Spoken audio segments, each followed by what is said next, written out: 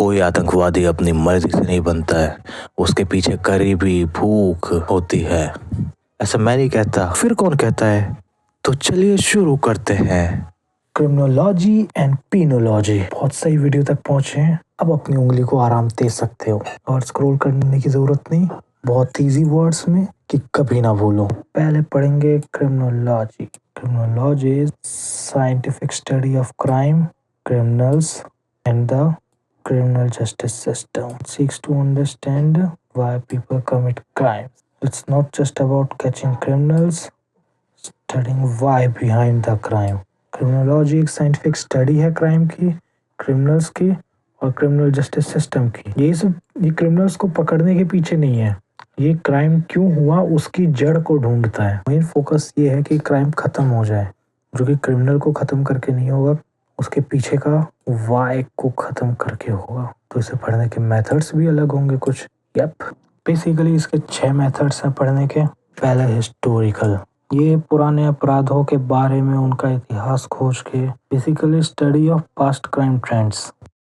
Comparing, इसमें 2 देशों के 2 कानून के किसी भी चीज़ें से कंपेयर किया जाता है कि आईपीसी और बीएनएस की कंपेयर हो गए, इस टाइप के कंपेयर्स। इसमें 2 देशों के कानून का भी कंपेयर होता है कि यूएसए में ये क्राइम करने पे ये सजा है, यहाँ पे ये क्राइम करने पे ये सजा है।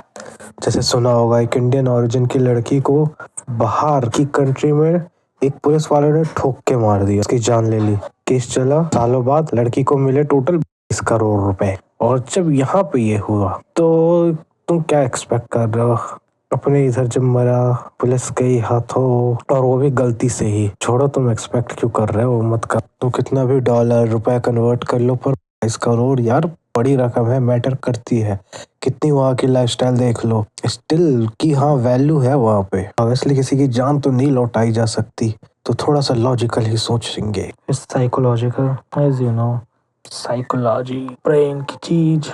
अगले बंदे की क्या मानसिक स्थिति थी कि उसने अपराध किया, अपराधी की मानसिक स्थिति। Study of criminals mind. Tactical, तो देखिए स्टैट इको में पढ़ी थी ये। अलग अलग आंकड़े, डाटा वगैरह निकाल के पढ़ना। ये कुछ 6 थे, कितने आसानी से। पहला हो गया हिस्ट्री, पुरानी चीज़ें। फिर पुरानी चीज़ों को कंपेयर किया, कंपेयर करके दिमाग में कुछ चला, वो हो गया दिमाग की चीज़ साइकोलॉजिकल। ये चीज़ें क्लियर, ये तो आसान से हो गई। पुरानी चीज़ें कंपेयर, फिर साइकोलॉजिकल, उनसे दिमाग में कुछ हुआ तो साइकोलॉजिकल, फिर दिमाग में कुछ हुआ तो अब उसने बनाया स्ट्रैटेजी, यानी स्ट्रैटेजिकल। फिर केस स्टडी तो पता ही होगी, केस की पूरी जानकारी ली, उसे डीप में रिसर्च किया, अच्छे से पढ़ा, केस स्टडी। फिर अब जो न्यू कुछ तरीका सोचा कि हाँ ये करने से जो है क्रिमिनल सही होंगे, ऐसे रिफॉर्म किया जा सकता है। तो अब उन्होंने क्रिमिनल्स पे एक्ट करना, उस न्यू एक्सपेरिमेंट मेथड, कि अब हम क्रिमिनल्स को जेल में नहीं रखेंगे, उनको रिफॉर्म्स के लिए एक दूसरी जगह रखा जाएगा। तो ये हो गया एक्सपेरिमेंट मेथड। किरण बेदी जी ने काफी बड़ा एक रिफॉर्म करा था। कैदियों को टीवी दिया था, उनको योगा, मेडिटेशन, ये सब चीजें दी गई, जो अब तक ऐसे ही पड़े रहते थे कैदी। और ये अभी भी चल रहा है, वैसे तो ज्यादातर तो बेकार हो जाते हैं, ये चल रहा है। जो भी आपने सुना होगा, राजपाल यादव जेल से बाहर आए तो कुछ अलग अलग उन्होंने बयान दिए कि ऐसे रिफॉर्म करना चाहिए, वैसे रिफॉर्म करना चाहिए। तो ये वो सारी चीज़ एक्सपेरिमेंट मेथड में आ गई, क्योंकि फेल होते हैं ज़्यादातर। लातों के भूत बातों से थोड़ी मान जाएंगे यार। स्कूल्स पढ़ने से पहले क्रिमिनोलॉजी आपका सिर्फ कुछ सीमित नहीं है, ये नॉलेज, सोशियोलॉजी, साइकोलॉजी, लॉ और बहुत सारी चीज़ों को यूज़ करता है। साइंटिफिक है, ऑब्जर्वेशन, डाटा कलेक्शन, रिसर्च, इन सबको भी देखता है। ये आपके कॉज इफेक्ट देखता है। इसका मेन हिस्सा क्या है, हमेशा ये याद रखना, control of crime main objective इसका। गवर्नमेंट को उसकी न्यू पॉलिसी मेकिंग में, जब तक तुम्हारे पास किसी चीज़ का डाटा नहीं है तो तुम कुछ कर ही नहीं सकते कि भाई हम क्राइम को कैसे कम करें। तो ये बात बताती है आपकी क्रिमिनोलॉजी। स्टार्टिंग में लगा था मुझे कि यार ये तो बेकार सब्जेक्ट है, बाद में मैंने पढ़ा तो लग रहा ओ भाई ये तो बहुत यूज आने वाली सब्जेक्ट है। ये डील करता है तुम्हारा origin of crime, types of crime, criminal stats and analysis, prevention कैसे करें, विक्टिमोलॉजी, कैसे पनिशमेंट दे, कैसे करेक्ट किया जाए उन चीज़ों को, पुलिस और प्रिजन एडमिनिस्ट्रेशन। अब आते हैं इसके स्कूल्स पे, जो कि चीज़ें थोड़ी इम्पोर्टेंट है, ये आपका आएगा ही आएगा। आपके 10 में आए, 20 में आए, किसी एक के बारे में पूछे इनमें से। देखो ऐसे कई सारे स्कूल्स हैं। इसके जो मेन स्कूल्स हैं पहले उनकी बात करेंगे। ज़्यादा इम्पोर्टेंट है वो है आपका प्री क्लासिकल, क्लासिकल, पॉजिटिविस्ट और नियो क्लासिकल। अब ये कैसे? क्लासिकल तो आपको पता है क्या होता है, तब ओजी क्लासिक। क्लासिक से पहले वाली चीज हो गई प्री क्लासिकल और बाद वाले को नियो क्लासिकल। तो pre classical, classical, neo classical, ये ऐसे है। पर बीच में आ जाता है पॉजिटिविस्ट। ये क्या है, क्यों है, क्या है? सबर रखो, बोला ना धक्का मुक्की नहीं। पहले बात करते हैं प्री क्लासिकल स्कूल, जिसे डिमोनोलॉजिकल या डीमन अलग अलग नाम दिए गए, लेकिन क्या उसमें था कॉमन? डीमन। ये वर्ड हर बार कॉमन रहा। क्यों इसे डीमन क्यों कहा जाता था? तो प्री क्लासिकल का मेन हिस्सा ही पूरा डीमन के ऊपर टिका हुआ है। ये तुम्हारे 18 सेंचुरी से पहले चला जाता था। 18 क्या तो धीरे धीरे फिर खत्म होने लगा था। 18 से पुराना वाले टाइम सारे को हम प्री क्लासिकल बोला जाता है। यहाँ पे क्या हो रहा है, क्यों हो रहा है, इसमें अगर आप लॉजिक और साइंस ढूंढ रहे हो तो भाई टाटा बाय बाय। यहाँ पे पूरा सुपरस्टिशियस था। आपने सुना होगा पहले के टाइम पे इंडिया में भी अक्सर जो है किसी औरत को कुछ चुड़ैल बोल के, डायन बोल के मार दिया जाता था।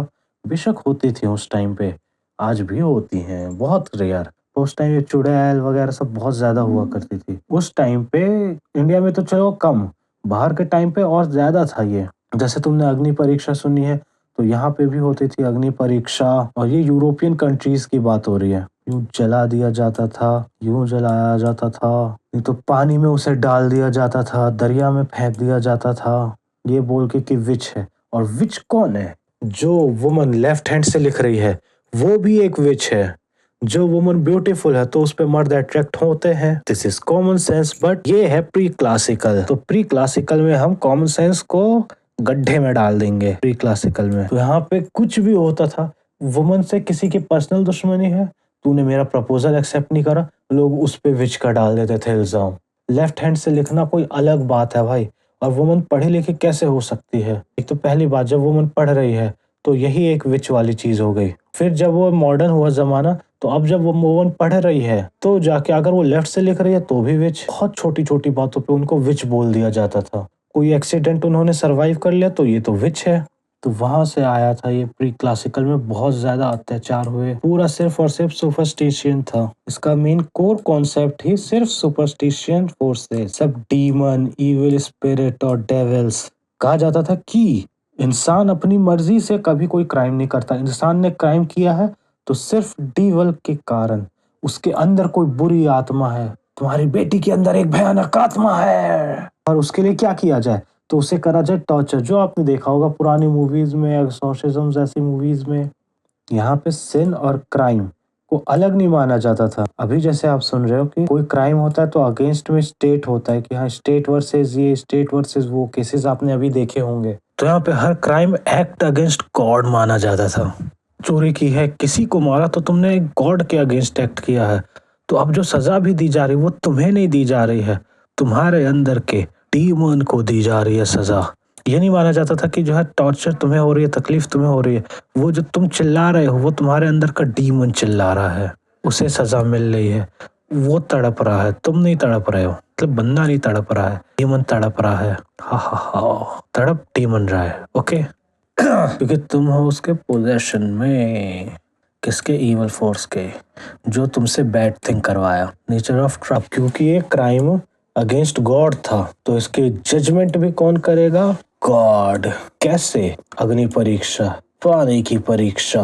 अग्नि परीक्षा, पानी की परीक्षा। अग्नि परीक्षा में अगर तुम जिंदा बच के आ गए और तुम्हारे जख्म हील हो गए जल्दी, तो यानी कि उसी के उसी टाइम पे, ये नहीं कि हाँ महीने बाद ठीक हो रहे तुम्हारे जख्म, वरना तुम कल्प्रिट थे, तुमने गुनाह किया था। इनोसेंट हो तो तुम बाहर आए, तुम्हारे जख्म तुरंत देखते देखते ठीक हो गए। पानी में तुम्हें फेंक दिया गया।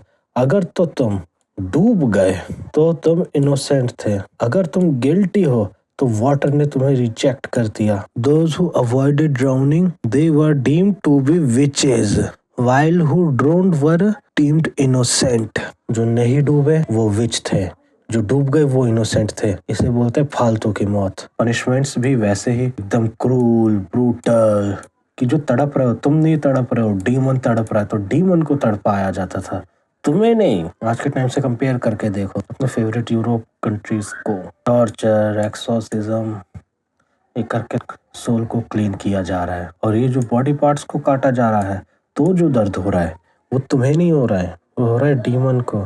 यहाँ तक कि पब्लिक एग्जीक्यूशन जो मार दिया बीच चौराहे पे, तड़पा तड़पा के जो मारा जा रहा है, उससे डीमन को दर्द हो रहा है, तुम्हें नहीं। तो तुम जितना ज्यादा चीख रहे हो, मतलब देखो डीमन है वो, तो डीमन को तड़पाया जा रहा है, तुम्हें नहीं, याद रखना। तो अब तक हमने पढ़ा क्रिमिनोलॉजी साइंटिफिक स्टडी है क्राइम की, क्रिमिनल की और क्रिमिनल जस्टिस सिस्टम की, कि लोग क्राइम क्यों करते हैं, ये चीज मेन पढ़ाई जाती है, पीछे का वाई ढूंढते हैं।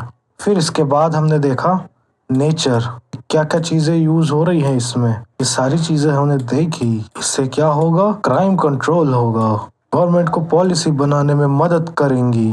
फिर देखा इसका scope, origin, types, prevention, punishment, victimology. फिर देखा इसके मेथड्स ऑफ स्टडिंग, हिस्टोरिकल, फिर इतिहास से कंपेयर किया, फिर दिमाग में कुछ हुआ तो वो बना साइकोलॉजिकल, फिर होने के बाद कुछ किया स्टैटिकल, क्योंकि स्ट्रैटेजी बनाई, स्ट्रैटेजी के लिए केस स्टडीज पढ़नी पड़ी, तो केस स्टडी, फिर अंत में एक्सपेरिमेंट किया खुद से। एक्सपेरिमेंट। फिर हमने चालू किए इसके स्कूल्स, जिसमें हमने खत्म किया अभी तक प्री क्लासिकल। तो ज्यादा खिचड़ी ना बन जाए, बाकी का देखेंगे अगली वीडियो में। तब तक के लिए करें लाइक, सब्सक्राइब। कैसी लगी कमेंट करके बताना ना भूलें।